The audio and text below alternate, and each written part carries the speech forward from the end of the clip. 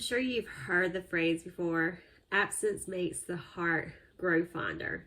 I have thought of that phrase a million times since the passing of my husband. I know the phrase is referring to just a temporary absence, just, somebody going off on a trip or just spending some time apart from each other or something like that. And the phrase is, absence makes the heart grow fonder. But I have thought about it so many times because the fact is, the longer I think I am without my husband, the more I feel for him. And I don't want to missay that. I absolutely adored my husband. Like, women are often making fun of their husbands or talking about needing a break. That was never me. Like, I enjoyed every minute with him. I remember people would tell me before, like early on in our marriage, we've had a different kind of history as far as work goes, because my husband worked full-time when we got married in a secular job that kept him away from the home for most of the day. And then we began a ministry together, and he still worked full-time plus did the ministry. And then eventually he was able to do his secular job working from home.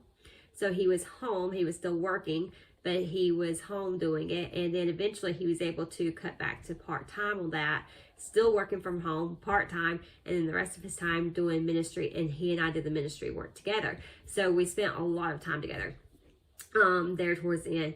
But prior to that, back when he was full-time secular job, sometimes I would comment about looking forward to the day that he would be able to retire and be home. And people would say, oh, well, when he's home, you're going to get tired of him. And I thought, no way. And that was like not the case at all. Even when he was home all day, still working, he was still working. He wasn't retired completely.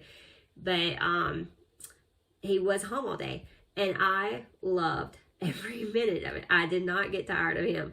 Now, sometimes we do get on each other's nerves. Like if, like he wanted to know why I haven't done something, or I wanted to know why he hadn't done something. Sometimes we kind of nagged at each other, but never regretted that we were home together all the time.